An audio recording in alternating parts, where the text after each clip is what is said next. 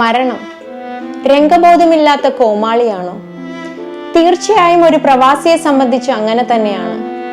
ജീവിതത്തിന്റെ രണ്ടറ്റം കൂട്ടിമുട്ടിക്കാൻ വേണ്ടി ഉറ്റവരെയും ഉടയവരെയും ഒക്കെ നാട്ടിൽ ഉപേക്ഷിച്ച് പ്രവാസം എന്ന സ്വപ്നം പൂർത്തീകരിക്കുന്നതിന് മുമ്പേ മരണമടഞ്ഞ് എത്ര പ്രവാസി സുഹൃത്തുക്കളെ നമുക്കറിയാം.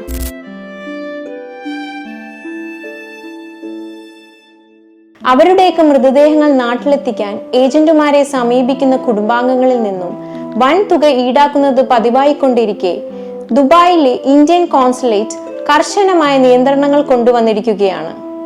രക്തബന്ധമുള്ള ബന്ധുവിനോ പവർ ഓഫ് അറ്റോർണി ഉള്ള വ്യക്തിക്കോ മാത്രമേ ആവശ്യമായ രേഖകൾ റദ്ദാക്കാനോ പേപ്പറുകളിൽ ഒപ്പിടാനോ സാധിക്കുള്ളൂ. മൃതദേഹം നാട്ടിലെത്തിക്കുന്നതിന്റെ ഫണ്ട് ഇന്ത്യൻ കോൺസുലേറ്റിൽ നിന്നും അനുവദിക്കുന്നതിനായി പഞ്ചായത്ത് ഓഫീസുകൾ ഉൾപ്പെടെ ഇന്ത്യയിലെ 5 വ്യത്യസ്ത അതോറിറ്റികളിൽ നിന്നും അനുമതി പേപ്പർ ഉണ്ടായിരിക്കണം.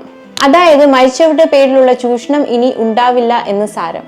സ്വപ്നങ്ങളെ പാതി വഴിയിൽ ഉപേക്ഷിച്ച് ഒരു നേർത്ത വിങ്ങലായി മാറിയവരുടെ സ്വർഗയാത്ര ഇനിയെങ്കിലും സുഗമമാകട്ടെ എന്ന് നമുക്ക് പ്രത്യാശിക്കാം.